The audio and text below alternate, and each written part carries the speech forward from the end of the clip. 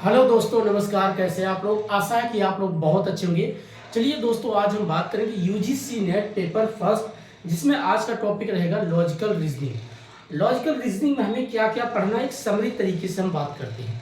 पहले हम बात करेंगे, जो पहले इसमें कॉन्सेप्ट शुरुआत होगा, स्टेटमेंट क्या होता है। स्टेटमेंट के साथ उसके बाद आर्गूमेंट क्या होता है। आर्गूमेंट के बाद उसका कंक्लूजन क्या निकलता है।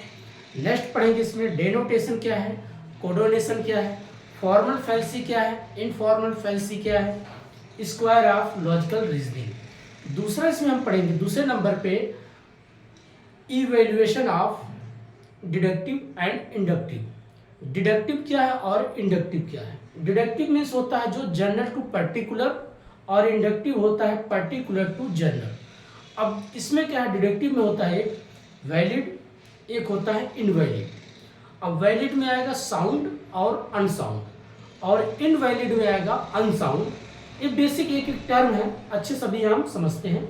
एक समरी तरीके से बात करें इसमें क्या क्या टॉपिक हमें पढ़ना है। ऐसे इंडक्टिव में जो पर्टिकुलर टू जनरल तरफ चलता है, इसमें होता है आपका स्ट्रॉन्ग और वीक। स्ट्रॉन्ग में आपका आएगा कॉन्जेंट, अनकॉन्जेंट, और वीक में आपका आएगा अनकॉन्जेंट। ये आपका बेसिक होता है evaluation of deductive and inductive. Next हम पढ़ते हैं इसमें अगला Indian logical reasoning. Indian logical reasoning में हम टू पार्ट डिवाइड करते हैं। एक होता है आपका ऑर्थोडॉक्स, एक होता है हेथोडॉक्स। ऑर्थोडॉक्स में आता है आपका जैसे जो ईश्वर या गॉड में विश्वास रखते हैं, जिसमें महाभारत था, रामायण प्लस आपके वेदास, उपनिषद, ये सारी चीज़ें जुड़े होते हैं आपका ऑर्थोडॉक्स से। हेथोडॉक्स कहता है जो ईश्वर में विश्वास नहीं रखता, वो लॉजिकली और साइंटिफिक बात करता है, जैसे बुद्धिज्म, जैनिज्म, चारवाक और आजीविका, ऐसे कुछ रिलीजन हैं, उनके बारे में बात किया जाता है। फिर नेक्स्ट टॉपिक हम पढ़ेंगे, आपका आता है वेन डायग्राम। वेन डायग्राम में अगर देखा जाए तो मैथमेटिक्स तरीके से होता है, एक स्क्वायर होगा, एक ट्रायंगल होगा, उसमें कौन से एक दूसरे में मैच करते हैं उसको दर्शाएंगे, बताएंगे। एक अगला टॉपिक इसी में होता है एनालॉजी। एनालॉजी मीन्स होता है सादृश्य। सादृश्य मीन्स ये होता है, जैसे बोला गया कि अगर एक एग्जांपल ऐसे दे देगा, अगर पूरे भारत की कैपिटल दिल्ली है तो बताइए जो लखनऊ किस राज्य की कैपिटल है। ऐसे क्वेश्चन पूछ लेगा, एक दूसरे से जो कोरिलेशन हो। अगर पूछा जाएगा हिमालय से गंगा नदी निकलती है, और उसी हिमालय से गंगोत्री, जहाँ गंगोत्री से गंगा निकलती है, क्या बंदर पूछ से क्या निकली है, तो पूछेंगे यमुना निकली है, कि सरयू निकली है, या घाघरा निकली है। ऐसे ऑप्शन करके देता है। इसमें आपको मैचिंग करना है, ये इसको बोलते हैं सादृश्य, एक लॉजिकल तरीके से सोचना है। अगला टॉपिक इसी में आता है आपका परमाणा। परमाणा में टोटल 6 पॉइंट इसमें इंडिकेट किया गया है। जैसे प्रत्यक्ष है, प्रत्यक्ष को बोलते हैं परसेप्शन।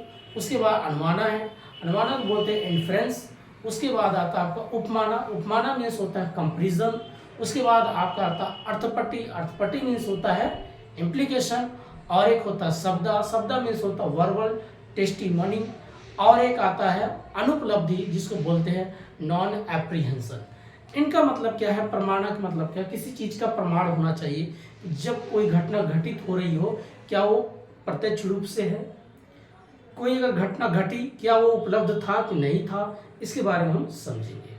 अगला आता है नेक्स्ट आपका टाइप्स ऑफ अनुमाना। अनुमाना में दो होता है, एक व्याप्ति और हेतुआभास। व्याप्ति मीन्स होता है जिसको बोलते हैं कि किसी चीज में व्याप्त होना, लिप्त होना, कोई न कोई कारण उसमें रीजन छुपा होना। जैसे एक पेन है, अगर पेन चल रही तो इसका मतलब इसमें इंक है, तो इंक क्या है, इसमें व्याप्ति है, इंक्लूड है। अगर कोई जैसे पानी गर्म है तो पानी दिख रहा है, लेकिन जो उसमें गर्माहट है, जो उसमें हॉटनेस है, वो क्या हो रहा है, एक व्याप्त है। पानी ठंडा है, जो उसमें कोल्ड ठंडापन दिख रहा है, वो क्या है, व्याप्ति है। ऐसे ही हेत्वाभास होता है। हेत्वाभास मीन्स होता है फैलसी, गलतियों को ढूंढना। हेत्वाभास को बेसिक कुछ टर्म बनते हैं, जैसे माइनर टर्म क्या है, मेजर टर्म क्या है, और मिडिल टर्म है क्या है। प्लस उसके साथ आगे उसमें हम पढ़ेंगे विरुद्ध क्या है, बाधित क्या है, सत्य प्रतिपक्ष क्या है, सभी विचार क्या है और असिद्ध क्या है, ये पूरा निचोड़ आपका बनता है लॉजिकल रीजनिंग के। यहाँ से दोस्तों कई बार क्वेश्चन पूछा जाता है।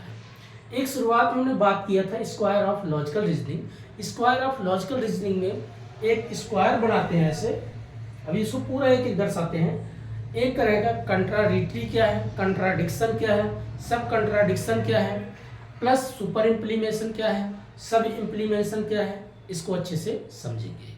तो आज का पूरा बेस हम बात करेंगे लॉजिकल रीजनिंग में। तो शुरुआत करते हैं लॉजिकल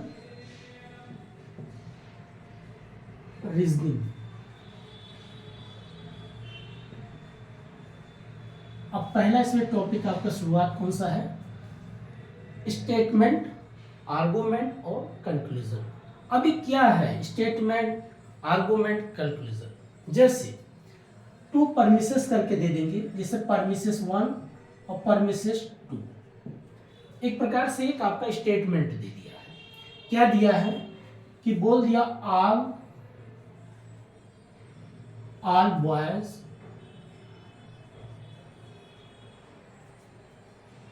बॉयज हैंडसम। अब ऐसे दे दिया समझने के लिए कि सभी लड़के बहुत सुंदर हैं, अच्छे हैं, हैंडसम हैं। अब यहां लिख दिया राम इज बॉय। अब ध्यान से देखिए, जो स्टेटमेंट दिया है इसको बोलते हैं स्टेटमेंट। ये जो कथन दिया है, अब इस कथन में आप निकालिए आर्गुमेंट। अब जो निकालोगे क्या, आर्गुमेंट करोगे, एक बहस करोगे, डिस्कशन करोगे। अब डिस्कशन कैसे निकालोगे कि आप एक बनाते ऑल बॉयज क्या है, ऑल बॉयज हैंडसम। क्या है, हैंडसम। ठीक है, ऐसे आपने लिख दिया। फिर कह रहे राम इज ए बॉय, तो राम जो बॉय है किस में आएगा, इसी में आएगा। तो राम एक कोई लड़का है, Ram is a boy, Ram is boy. अभी राम यहां पर आ गया, तो क्या अगर निष्कर्ष निकाले, क्या राम जब एक लड़का है क्या वो हैंडसम है कि नहीं है, तो जरूर है, क्योंकि ऑल बॉय के अंदर अगर जब आ रहा है तो इसका मतलब है वो हैंडसम है। तो यहां का जो निकाला जाएगा कंक्लूजन। अब जो इसमें कंक्लूजन निकलेगा, जो निष्कर्ष निकलेगा, क्या वो सही बैठ रहा है कि नहीं। तो अब स्टेटमेंट दे देगा इसे 1 2 3 एंड 4 करके, ऐसे आपको क्वेश्चन बना देगा। तो दे देगा premises 1 premises 2 P1 and P2 ये सही है, या P1 गलत है या P2 सही है। इसमें P1 और P2 दोनों गलत हैं, या इनमें से नन ऑफ द कोई नहीं। तो आपका आंसर कौन होगा, फर्स्ट अर्थात, क्योंकि इसमें दोनों सही बैठ रहे हैं। तो निष्कर्ष हमारा जो सही निकलेगा, तो हम ऐसे इसको आंसर निकालते हैं। तो ये आपका होता पहला जो टॉपिक होता है स्टेटमेंट, आर्गुमेंट और कंक्लूजन। ये पहला टॉपिक आपका कंप्लीट हो जाता है। दूसरा इसमें हम पढ़ते हैं एक डेनोटेशन और कोडोनेशन। अब डेनोटेशन क्या होता है, डेनोटेशन। अब डेनोटेशन और कोडोनेशन, मान लीजिए डेनोटेशन मीन्स होता है कोई चीज संकेत देना, अब कोडोनेशन मतलब उसका अलग अलग कोड निकालना, अर्थ निकालना। एक होता है डेनोटेशन और एक होता है कोडोनेशन।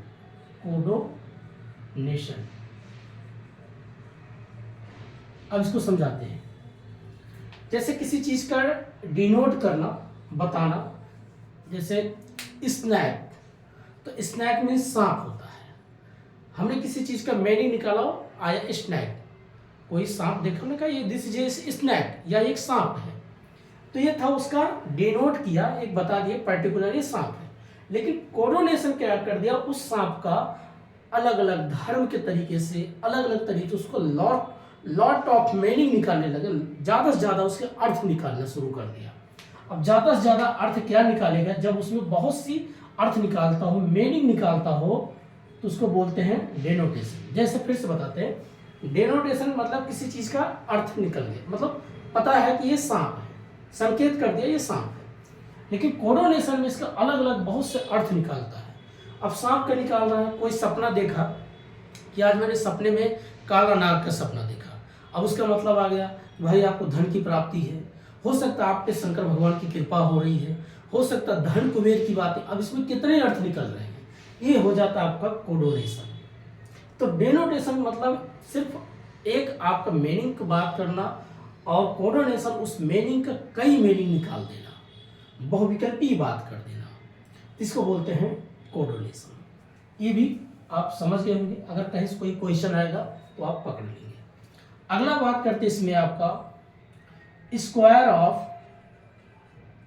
Of logical reasoning.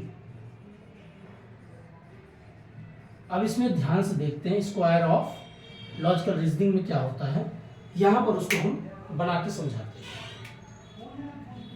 स्क्वायर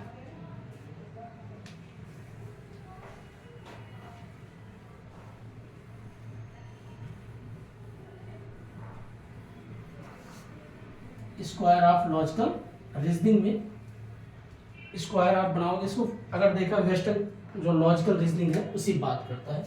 आप ऐसे 4 लाइन खींचिए बेसिक तरीके से, इसका नाम ए रख दीजिए, कुछ भी आप रख सकते हैं, ई आई ओ, एक प्रकार ए ओ। अब स्क्वायर में इसको लॉजिक को कैसे समझना, इसमें 4 ऐसे लेटर दे दिया गया है और वर्ग बना दे, इसमें क्या लॉजिक आप ढूंढोगे।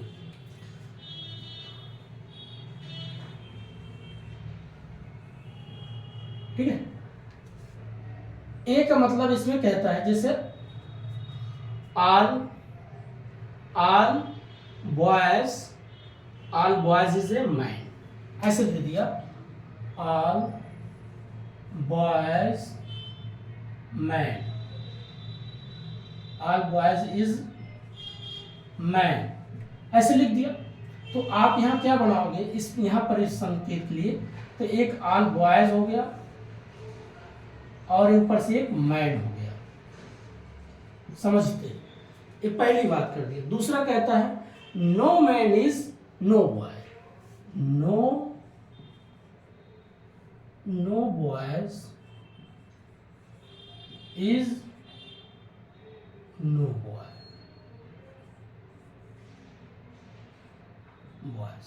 इसका मतलब है दोनों अलग अलग हो जाएंगे। इस सिलोइज्म की टॉपिक की तरीके से अगर देखा जाए तो एक आपका मैन का हो जाएगा, एक आपका बॉयज का हो जाएगा। दूसरा कहता है सम बॉयज इज, इस पे आते हैं, सम बॉयज इज मैन, तो सम बॉयज इज मैन, सम का मतलब कुछ, एक मैन का और एक बॉयज का, बॉय हो गया।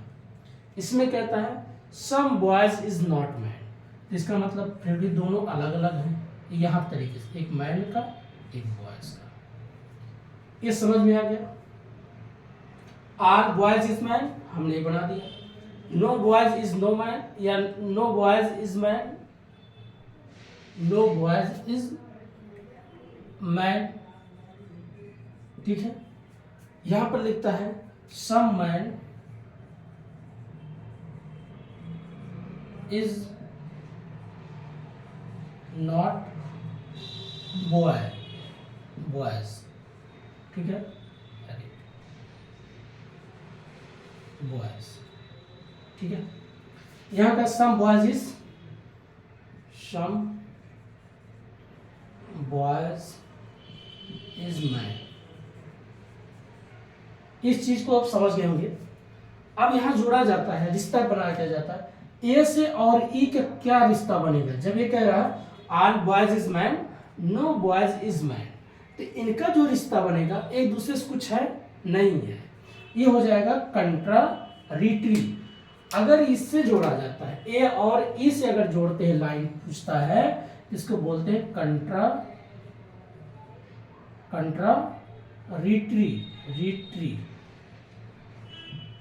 कंट्रारिटरी बोलते हैं इसको। इसका मतलब क्या है, ऑल बॉयज इज मैन तो हो गए, यहां पर कह रहा है नो बॉयज नो मैन। अब मैन और बॉय दोनों अलग हैं, इनका अगर रिश्ता जोड़ते हैं ए और ई से, तो इनका जो रिश्ता बनेगा वो बोलते हैं कंट्रारिटरी, कोई रिश्ता नहीं है। मैन अलग, इसका अलग डायग्राम है, इसका अलग डायग्राम, इनसे कोई रिश्ता नहीं है। दूसरा होता है, नीचे आते हैं, जब ओ से और आई से रिश्ता अगर जोड़े, इसको बोलते हैं कंट्राडिक्शन। क्या, some boys is man, some man is not boy. तो अगर यहां पर देखते हैं तो इन दोनों का क्या रिश्ता बने, इसको बोलते हैं कंट्राडिक्शन,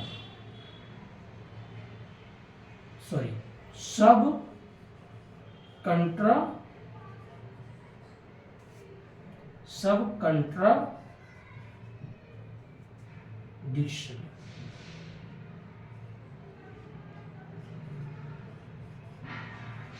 इसको बोलते हैं सब कंट्राडिक्शन।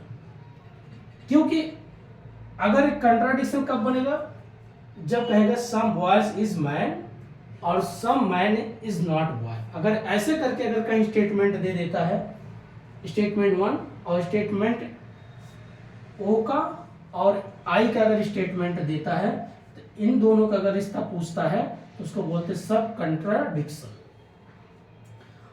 ठीक है, अब अगला पूछता है ए से और ओ का अगर रिश्ता पूछता है, ए और ओ का अगर ऊपर से नीचे की तरफ आता है, तब इसको बोलेंगे सब इम्प्लीकेशन।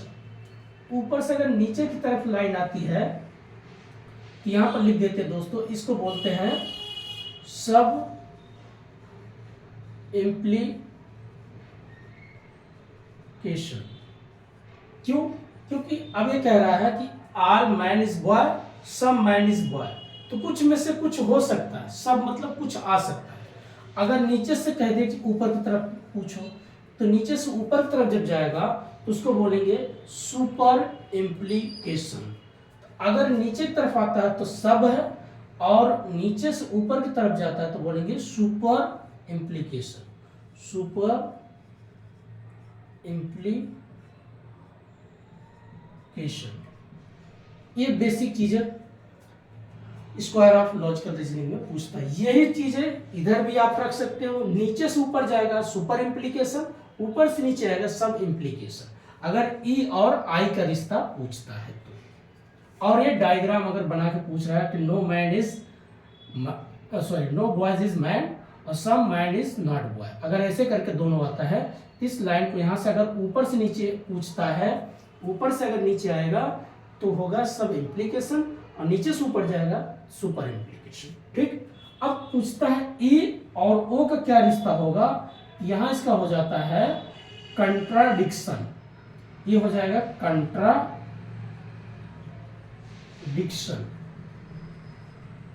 इधर से इधर पूछेगा तो भी क्या होगा, कंट्राडिक्शन। ए और आई का भी कंट्राडिक्शन और इसका भी, क्योंकि ये विरोधाभास है, एक दूसरे के अपोजिट है, इसमें कोई रिश्ता नहीं है।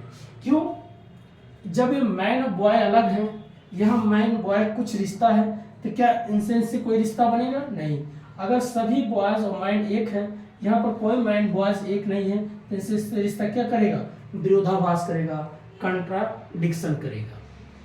ठीक है, फिर से एक बार समझाते हैं। देखिए, पहले आप क्या करेंगे, ए ई आई ओ, ऐसे आपने 4 लाइन खींच लिया। ठीक है, अब कह रहा कि यहां पर लिख दिया ऐसे पॉजिटिव लाइन क्या बनाया कि ऑल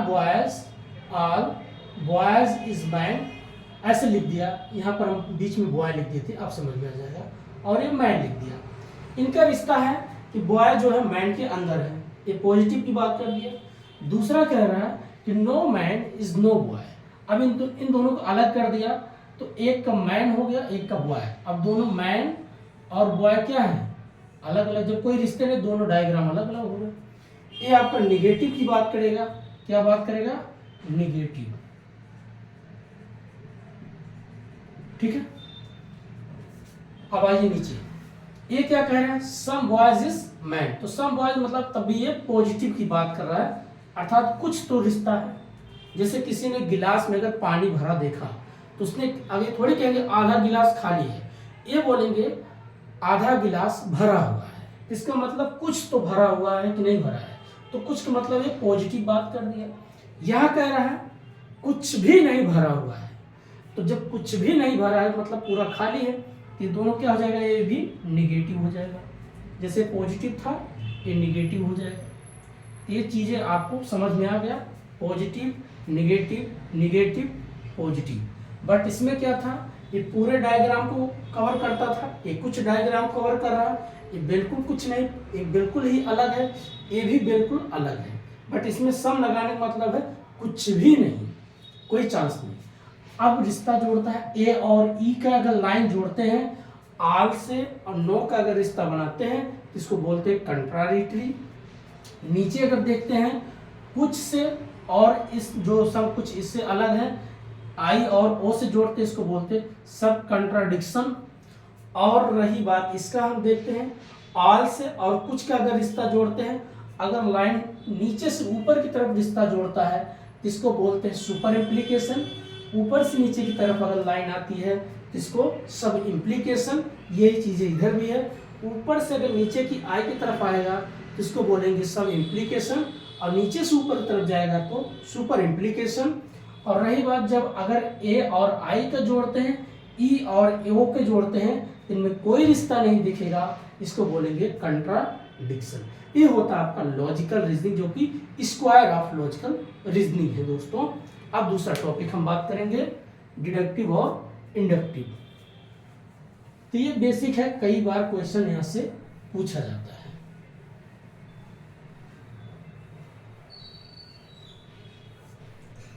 बस आपको याद रखना कब कंट्राडिक्टरी किसके साथ बनेगा, कब कंट्राडिक्शन किसके साथ बनेगा, ये बेसिक चीज आपको देखना है।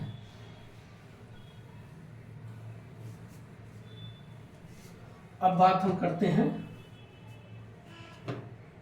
Deductive, evaluation of deductive and inductive. अगला topic evaluation of deductive and inductive.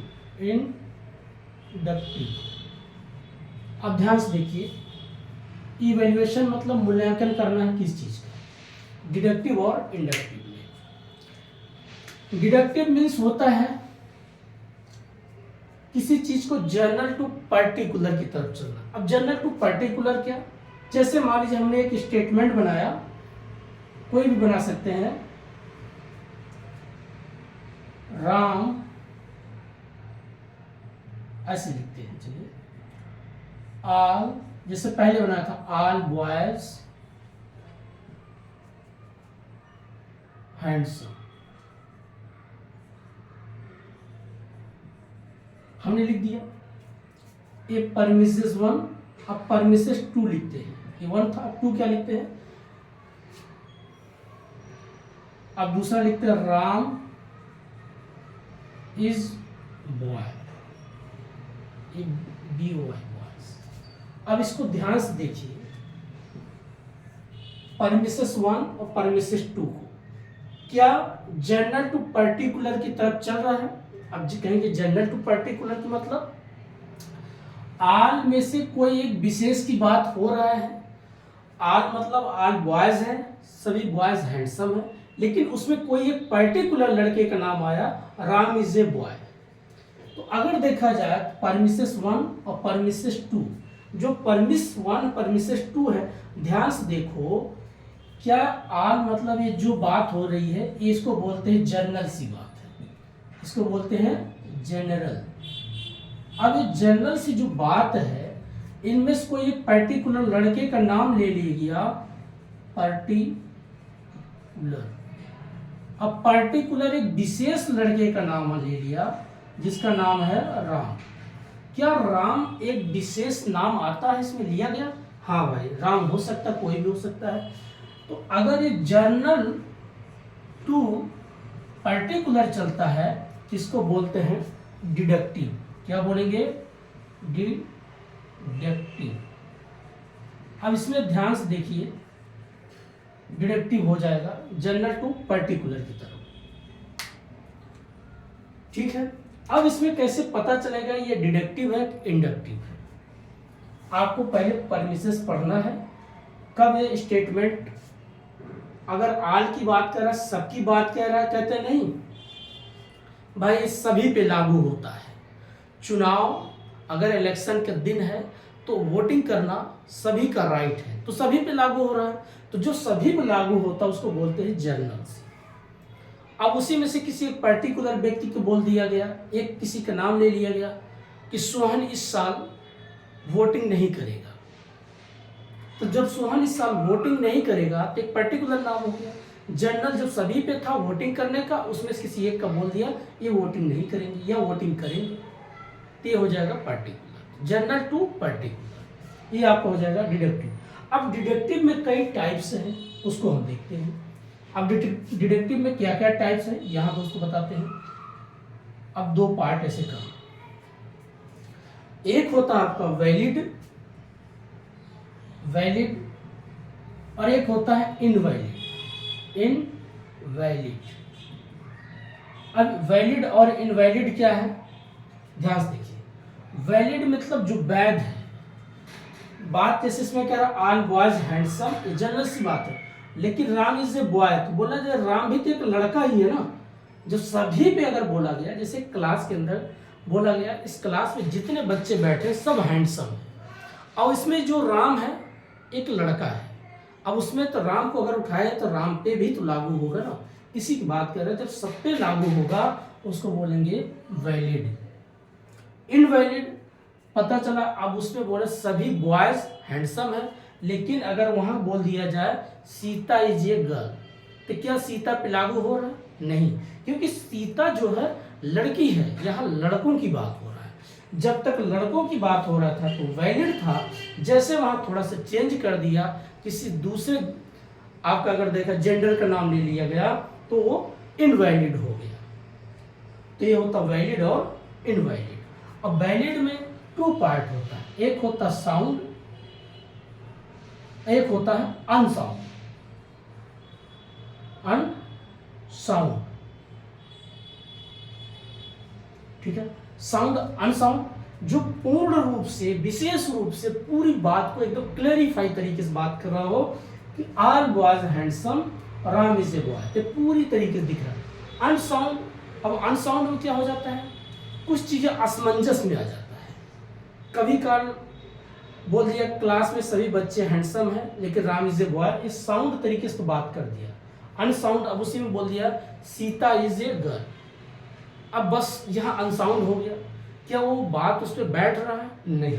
तो अनसाउंड का अगर बात होगा तो यहाँ भी अगर देखेंगे तो इनवैलिड में भी अनसाउंड ही आता है। तो अनसाउंड का मतलब जो वैध है नहीं होगा, जो वैलिड नहीं होगा। तो ये बेसिक चीज समझ में आपको आ गया होगा।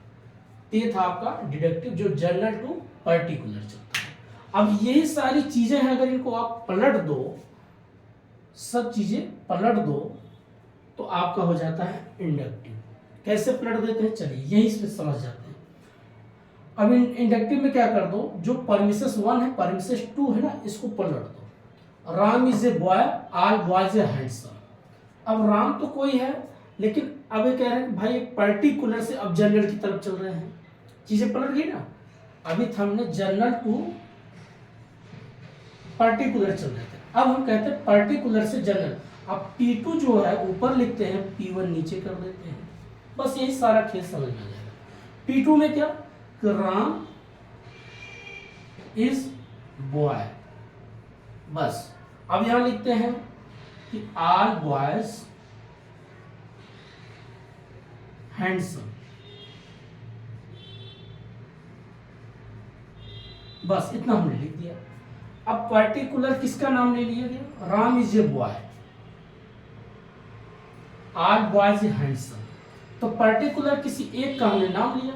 अब पर्टिकुलर से हम किधर जा रहे हैं, जर्नल की तरह। जब एक कंडीशन होने लग जाए वो बन जाता है इंडक्टिव।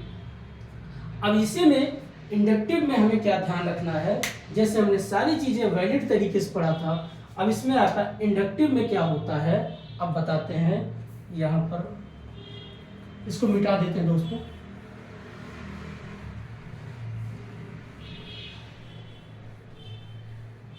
अब यहाँ पर क्या हो जाएगा, इंडक्टिव में 2 पार्ट करेंगे। एक होगा स्ट्रॉन्ग, बहुत मजबूत, एक होगा आपका वीक, बहुत कमजोर। अब ध्यान से देखो, इसी बात को जो हमने पहले था उसको पलट दिया, राम ऊपर कर दिया और बॉयज नीचे कर दिए, बस। अब इसमें ध्यान दीजिए, स्ट्रॉन्ग वाली बात क्या कह रहा है। राम इज ए बॉय, बात तो सही है। ऑल बॉयज हैंडसम, ठीक है, सभी लड़के हैंडसम हैं और राम एक बॉय है, लेकिन पर्टिकुलर किसका नाम लिया गया, राम का। और ऑल बॉयज जो सबकी बात कर, लेकिन अब यहाँ जनरल पर्टिकुलर से हम जनरल की तरफ जाए, राम भी किसमें इंक्लूड हो जा रहा है, ऑल बॉयज में। तो ये बनता है आपका जो इंडक्टिव में आपका स्ट्रॉन्ग और वीक। अगर स्ट्रॉन्ग क्या बनेगा कि राम को बोला गया कि Ram is a boy, Ram is a, ऐसे यहाँ डायग्राम बनाते हैं कि राम एक जो है एक बॉय है, ठीक है। अब कह रहे हैं all boys handsome, all boys, all boys क्या है, हैंडसम। अब ध्यान से देखिए, अब इसमें क्या रहा है कि राम इज ए बॉय, तो राम अगर बॉयज की बात करें तो राम कहां पर आ सकता है, तो यहां पर आ सकता है।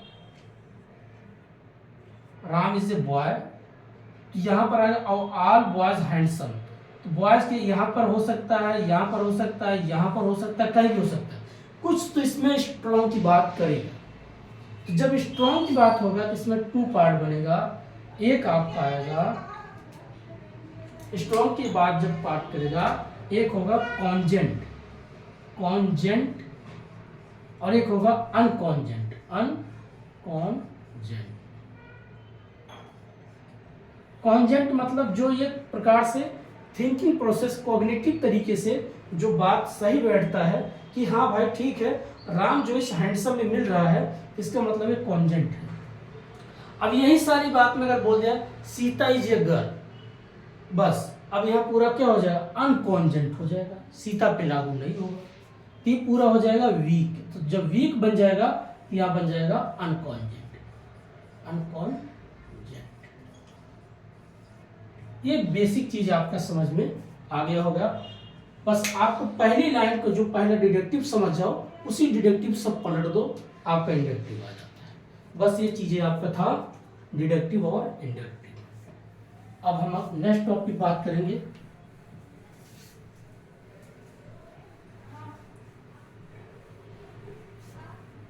इंडियन लॉजिकल रीजनिंग के बारे में बात करेंगे। अब इंडियन लॉजिकल रीजनिंग क्या है, अब उसको समझते हैं।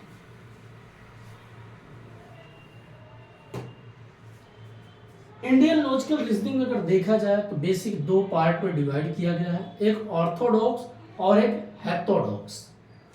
अब यहां पर इंडियन लॉजिकल रीजनिंग की बात ही करते हैं। इंडियन लॉजिकल रीजनिंग, अब इसमें 2 पार्ट हम करेंगे।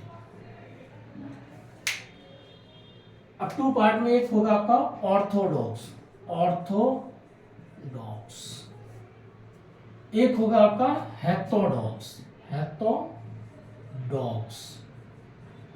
आप कहोगे हेटेरोडॉक्स, ऑर्थोडॉक्स और हेटेरोडॉक्स। ऑर्थोडॉक्स में होते जो आस्तिक होते, जो गॉड में बिलीव करते, विश्वास रखते हैं, ठीक है। हेटेरोडॉक्स में जो गॉड में विश्वास नहीं रखते, किसमें विश्वास नहीं रखते, किसमें, गॉड में, ईश्वर में जो विश्वास नहीं रखते। ये समझ में आ गया। ऑर्थोडॉक्स जो ईश्वर में विश्वास रखेंगे तो इनके पास कई ग्रंथ होंगे, जैसे बाइबिल है, किसी भी चीज को देखो। अब भारत में देखते हैं जैसे रामायणा है, रामायणा हो गया, महाभारता हो गया, महाभारता, भारता बोलते हैं इसको, वेद हो गया, वेदास हो गया, उपनिषद हो गया, उपनिषद, इस प्रकार के सारी चीजें होते हैं। जो ईश्वर में विश्वास रख रहे हैं वो अपना कोई न कोई ग्रंथ तो लिखेंगे, वेद लिखेंगे, उपनिषद लिखेंगे, बाइबल लिखेंगे, कुरान लिखेंगे, इत्यादि सारी चीजें ये होता है जो ईश्वर में विश्वास रखते हैं। अब इसमें जो विश्वास भी रखने वाले में भी 2 पार्ट बन जाता है।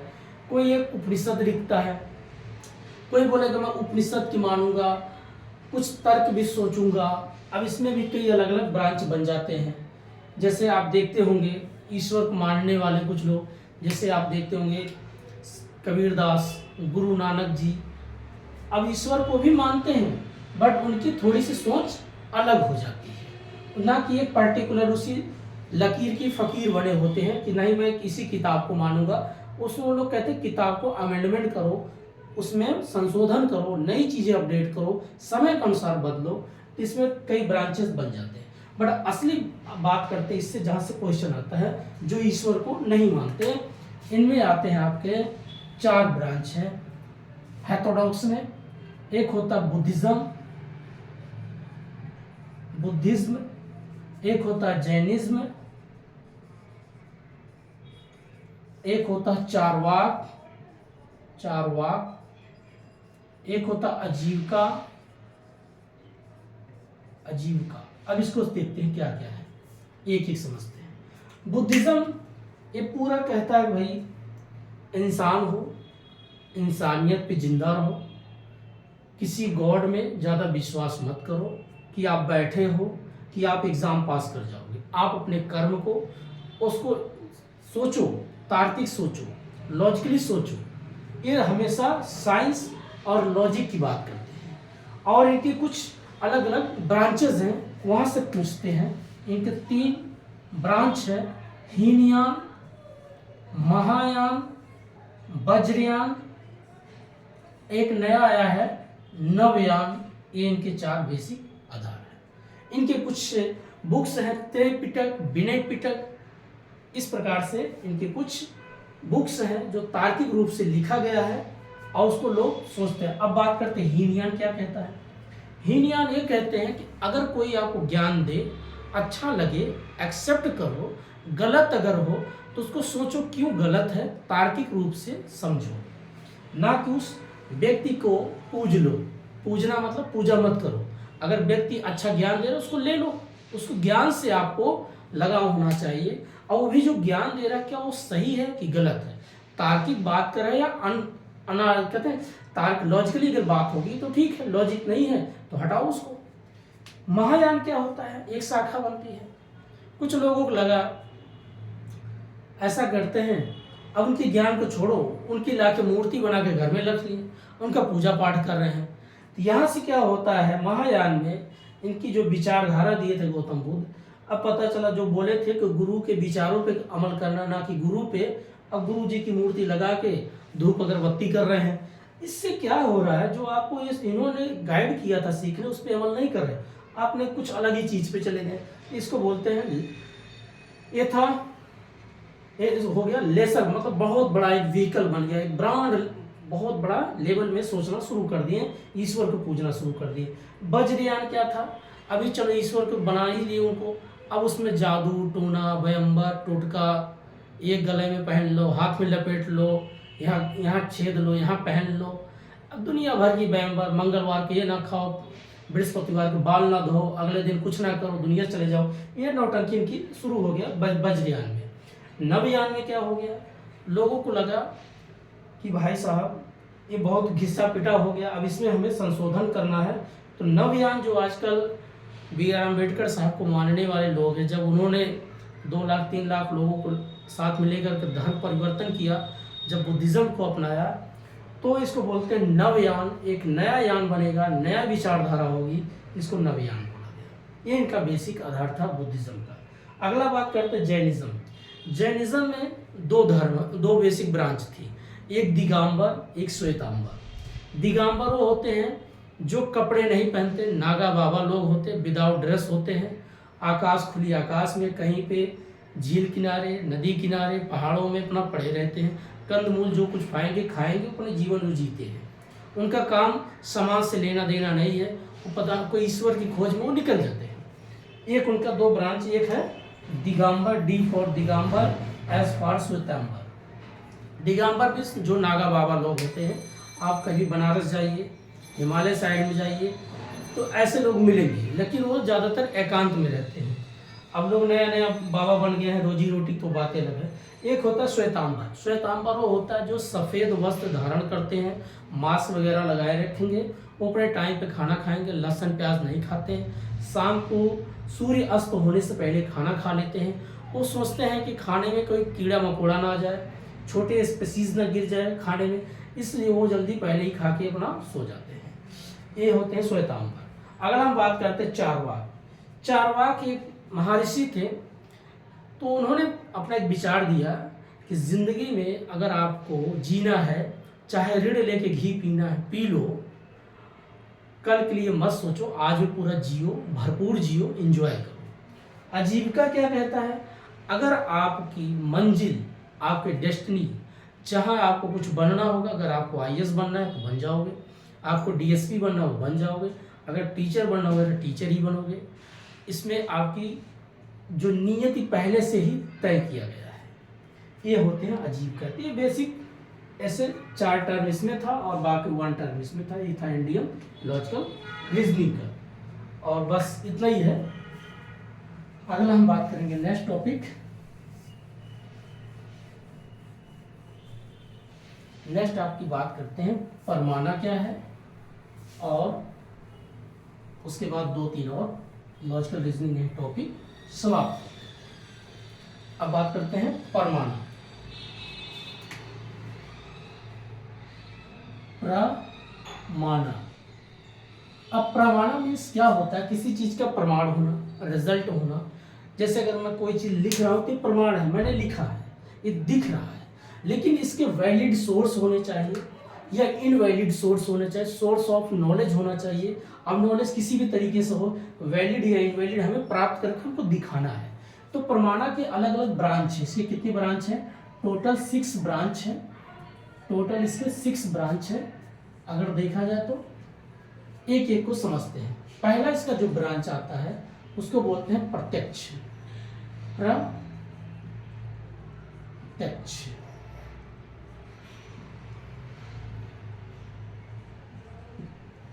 प्रत्यक्ष। अब प्रत्यक्ष मीन्स क्या होता है, जो आपको एक प्रत्यक्ष, जैसे जो मैं देखता हूं, अगर मैं यहाँ पर लिख रहा हूं या इस कैमरे में मैं देख रहा हूं, आप मुझे देख रहे हैं, तो प्रत्यक्ष रूप से जो दिखाई दे रहा है। अगर बादल आकाश में छाए हैं तो मैं देख रहा हूं, दिन है मैं देख रहा हूं, रात है मुझे पता है फिर, तो इसको बोलते हैं परसेप्शन। परसेप्शन, आपने परसेप्शन किया, अनुमान पता है कि ये जो है प्रत्यक्ष रूप से जो आपने देखा है। ठीक है, ये पहली पॉइंट हो गया आपका प्रत्यक्ष। दूसरा हम बात करते हैं, ये फर्स्ट हो गया, अब दूसरा यहाँ लिखते हैं, यही बता देते हैं दोस्तों, अनुमाना। अनुमाना। अनुमाना मीन्स होता है इन्फ्रेंस करना, अनुमान लगाना, चेक करना। अनुमाना मीन्स होता है इन्फ्रेंस। अब इन्फ्रेंस करो, अनुमान लगाओ। जैसे लोग अनुमान लगाते हैं कि बादल आकाश में छाए हुए हैं, हो सकता है बरसात हो जाए, आकाश साफ है तो आज बरसात नहीं होगी। धूल आकाश में छाए हुए तो इसका मतलब आंधियां आ रही हैं।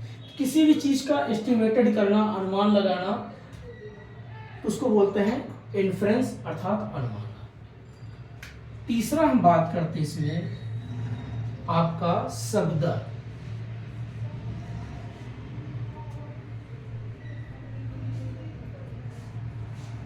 शब्द अब शब्द मीन्स होता है किसी चीज का शब्द है, चाहे लिखित रूप से या ओरल जो आप बात करें, इसको अंग्रेजी में बोलते हैं वर्बल, वर्बल टेस्टिमोनी। ध्यान से देखिए इसमें क्या कह रहा है कि वर्बल तरीके से जो आप बोलते हैं या लिखित एक प्रमाण, आप जैसे मान लीजिए कहीं एडमिशन आप लेते हैं तो पूछेंगे भाई कुछ है शब्द के रूप में, कुछ लिखित है, तो बोलेगा हाँ है ना, ये मेरे पास एक पेज है, इस पे देखिए मेरा फोटो लगा है, ये मेरा साइन है, सब कुछ है, तो बोले अच्छा ठीक है। तो शब्द, अब बहुत लोग होते हैं कि किसी से कोई संदेश बोल दिया कि भाई मैं आपसे कह रहा हूँ कल जाके कोचिंग बता देना कि इतना पैसे जमा करना है या इतने पैसे रिसीव करना लेना है, तो एक वर्बल तरीके से हमने कहा, उसको बोलते हैं वर्बल टेस्टिमोनी। ये बेसिक चीज होता है आपका तीसरा। चौथा इसमें हम बात करेंगे, यहाँ लिखते हैं उपमाना, उपमाना। उपमाना मीन्स होता है किसी चीज का उपमा देना, किसी से जोड़ देना, कंपेयर करना। जैसे आप देखते होंगे किसी की आवाज किसी की आवाज से मैच हो जाता है, या किसी की चाल ढाल किसी से मैच हो जाता है। आजकल प्रेजेंट टाइम एग्जांपल देखिए, यूट्यूब पे या इंस्टाग्राम पे काफी वीडियोस आते हैं, बहुत से डुप्लीकेट अजय देवगन देखने को मिलते हैं। ऐसा लगता है same to same as a it is Ajay Devgan, as a it is जैसे आमिर खान। अब क्या हो, जो एक उसी के जैसा कोई दिखाई दे रहा या उसी के जैसा कंपेयर करना, उसको बोलते हैं उपमाना, अर्थात कंपैरिजन करना, कंपैरिजन करना, तुलना करना, एज ए इट इज इसी के जैसा दिखाई देना। ठीक है, ये हो गया चौथा। पांचवा हम बात करते हैं, 5 नंबर बात करते हैं, जिसको हम बोलते हैं अनुपलब्धि, अनुपलब्धि। अनुपलब्धि मीन्स होता है जो चीज अनुपलब्धि है, जो प्रेजेंट ना हो, जिसका कहते हैं भाई मैंने उसको बुलाया वो तो प्रेजेंट ही नहीं है ऑफिस में। मैंने बोला सुबह 9 बजे आप ऑफिस में आ जाओ, आज वो ऑफिस में दिखाई नहीं दे रहे हैं, तो उनको बोलेंगे जो उपलब्ध ही ना हो उसको बोलते हैं अनुपलब्धि। इसको बोलते हैं नॉन एप्रीहेंशन,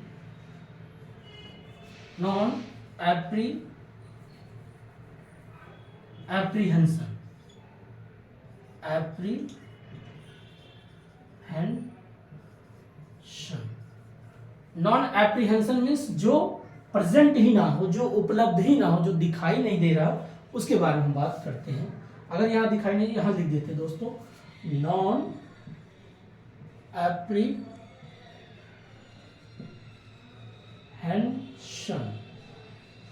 नॉन एप्रीहेंशन मतलब जो उपलब्ध ना हो, जो दिखाई दे दे। एक आता है आपका अर्थपट्टी, 6 नंबर आपका जो लास्ट है उसको हम बोलते हैं अर्थपट्टी, अर्थपट्टी। अर्थपट्टी मीन्स होता है किसी चीज का अर्थ निकालना। जैसे अर्थ क्या निकालेंगे, अब अर्थपट्टी में क्या आप लगाते हो, कोई व्यक्ति है काला कोट पहना हुआ है तो आप सोचेंगे वकील है, कोई सर पे टोपी लगाया खादी कपड़े पहना हुआ तो आप सोचेंगे कोई न कोई ये लीडर है, किसी पार्टी से जुड़े हुए हैं, कोई न कोई ये पॉलिटिशियन है जो किसी पार्टी से जुड़े हैं। जब हम किसी का ड्रेस देख के, किसी की भाषा से, जैसे कोई बोल दिया उसका एक्सेंट थोड़ा सा, किसी चीज को जैसे बोलते कि आजकल वैल्यू को कोई बोलता वैल्यू, वैरायटी बोलता वैरायटी, तो उससे लगता है ये व्यक्ति जरूरी बिहार से बिलोंग करता है। तो अब कोई बंगाली है, किसी चीज को ओ बोलता हो, जैसे बोल दिया कि आज कौन सा सब्जेक्ट आप पढ़ा रहे हो, अब पता वहां पर हो कि हिस्ट्री, तो बोलेगा हिस्ट्री। अब हिस्ट्री ओ करके ऐसे थोड़ा सा माउथ चेंज करेगा, आपको लगेगा बंगाली दादा है।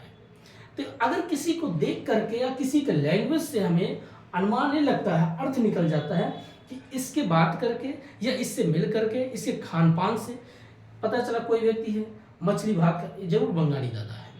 साउथ का है, इडली डोसा खा रहा बढ़िया, जरूर साउथ का है। तो अर्थात कहने का मतलब हम किसी के बातचीत से, किसी की वेशभूषा से, किसी खान पान से जो अर्थ निकालते हैं उसको बोलते हैं अर्थपट्टी। अर्थपट्टी को मतलब होता है इम्प्लीकेशन। हम क्या कर रहे हैं, इम्प्लीकेशन कर रहे हैं, अनुमान नहीं, एक अलग अलग अर्थ निकाल रहे हैं। तो इसको बोलते हैं इम्प्लीकेशन। तो दोस्तों ये था परमाणु। अब हम इसी परमाणु में अगला टॉपिक पढ़ते हैं, टाइप्स ऑफ अनुमान। टाइप्स ऑफ अनुमान, अगर स्क्रीनशॉट लेना ले लो, बाकी तो एक ही चीज मैंने बता ही दिया दोस्तों। चलो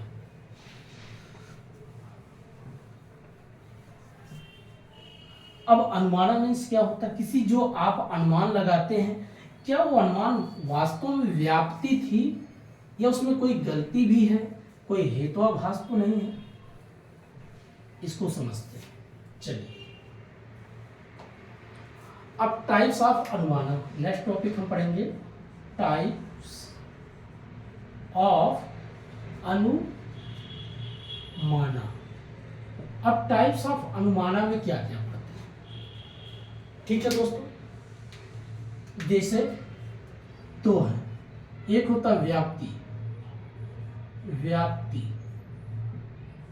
एक होता आपका हेतुआभास, हेतुआभास। अब इसमें समझते हैं, व्याप्ति मीन्स किसी में जो रीजन है, रिलेवेंट है, उसमें व्याप्त है।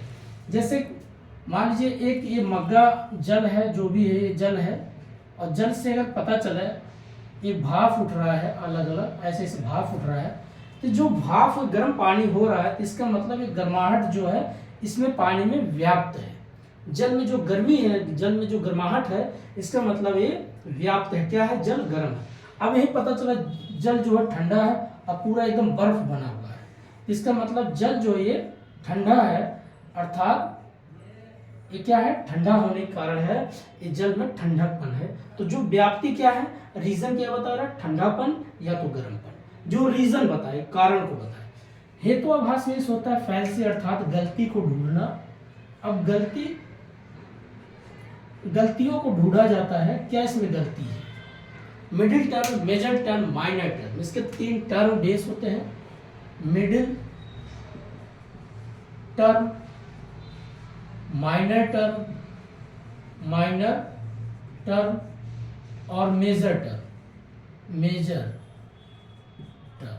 ये क्या है, इस चीज को समझते हैं। जैसे एग्जांपल लेते हैं, यहाँ पर कोई एक माउंटेन है, पर्वत है, यहाँ किसी ने आग लगा दिया, जल रहा है भभक भभक भभक, और यहाँ पर धुआं उठने लग गया, बादल कैसे दिखने लग गया।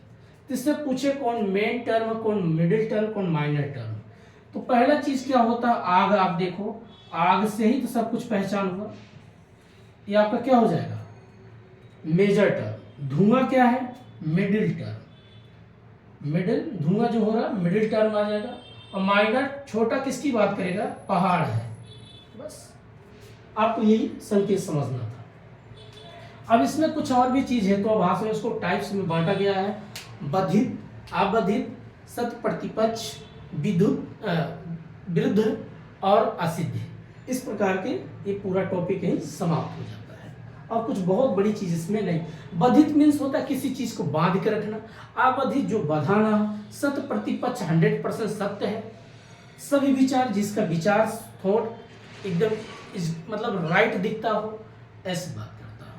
तो बधित, अबधित, विरुद्ध, जिसमें कोई विरोध ना हो, बस ये बेसिक चीज होता है। यहाँ पर होता है आपका अनुमाना, यह टॉपिक समाप्त होता है। दो और बता देते हैं, शॉर्टकट में समझा देते हैं, जिसमें आपका लॉजिकल रीजनिंग होता है। जैसे सादृश्य बोलते हैं उसको, एनालॉजी। एनालॉजी मीन्स होता है किसी से कोई कोरिलेशन होना। जैसे एनालॉजी मीन्स होता है, इसको हिंदी में बोलते हैं सादृश्य। अब सादृश्य मीन्स क्या है, जैसे किसी ने दिया, अगर टमाटर जो जमीन के ऊपर फल लगता है, तो गाजर का कहाँ पर उगता है, तो जमीन के अंदर। बस यही लॉजिक आपको लगाना किसी भी चीज से। अगर बादल से बरसात हो सकता है, तो आग से क्या हो सकता है, तो उजाला हो सकता है। आग जलेगा तो उजाला करेगा, या तो धुआं करेगा। फिर अगला पूछेंगे, अगर कोई संख्या नंबर पे, उसमें कई चीज, एक शब्द के बेस पे होता है और एक आपका संख्या बेस पे होता है। संख्या अर्थात नंबर, एक हो गया नंबर, एक हो गया आपका वर्ड, एक शब्द और एक नंबर, इसी बेस से देखते हैं। और एक अल्फा बीटा करके भी होता है, अलग है। जैसे मान लीजिए शब्द पे क्या हमने पूछा, जैसे शुरुआत में कि अगर बादल से बरसात हो सकती है तो आग से क्या हो सकती है, तो दे देगा ऑप्शन धुआं, उजाला या तपन। तो कई चीज़ें आपको उसमें सोचना, सबसे करीब क्या है उसको पकड़ना। संख्या से अगर मैंने लिखा 1 के बाद 2 आता है तो बताइए 3 के बाद कौन सा संख्या आएगा, तो 1 से अगर 2 है 3 के बाद तो 4 आएगा। ये चीज़ें आपको लॉजिक तरीके से ढूंढना है। फिर हमने अगर संख्या लिख दिया कि अगर 5 का स्क्वायर हम करते हैं 25 होता है, तो बताइए 4 का स्क्वायर करेंगे तो क्या होगा, तो यहाँ दे देगा 16। तो ऐसे ही एक संख्या असेंडिंग डिसेंडिंग इस तरीके से पूछ सकता है। ये हो गया आपका एनालॉजी। और एक टॉपिक इसी में और है जो होता है Venn diagram. Venn diagram, Venn diagram means क्या होता है, जैसे एक ट्रायंगल ऐसे बना दिया, एक यहाँ पर स्क्वायर बना दिया और एक यहाँ पर ऐसे एक सर्कल कर दिया। अब इसमें अलग अलग डिजिट दे दिया। आपने अगर सोल्व किया, इसको ए से दर्शा दिया, ये डॉक्टर है, डॉक्टर लिख दिया। यहाँ पर इसको लिख दिया अध्यापक, लिख दिया अध्यापक लिख दिया। और इसको पता चला लिख दिया अध्यापक डॉक्टर, यहाँ पर हमने चलो व्यवसाय लिख दिया, ये व्यवसाय व्यवसाय, ठीक है। अब इससे पूछेगा, ए को इसके ये बी से दर्शा दिया, ये सी से पूछेगा, बताइए ऐसा कौन सा नंबर है, इसको के से दर्शा दिया। पूछेगा ऐसा कौन सा लेटर है जो तीनों को इंडिकेट करता है, तो जो डॉक्टर को भी, अध्यापक को और व्यवसाय को, तो आप देखेंगे के है, क्योंकि के इसमें भी सर्कल में, ए जो है ट्रायंगल में भी इंडिकेट कर रहा है, स्क्वायर में भी इंडिकेट कर रहा है, तो अर्थात एक के जो है तीनों को संकेत को जोड़ रहा है। इसको बोलते हैं वेन डायग्राम, ऐसे पूछता है। तो दोस्तों आज ये था लॉजिकल रीजनिंग का पूरा एक टॉपिक, हमने अच्छे तरीके से समझा। अगर कोई थोड़ी बहुत कोई चीज़ें छूटा है तो उसमें कोई, मुझे ऐसा नहीं लगता छूटा, बाकी चीज़ें सब बता दिया।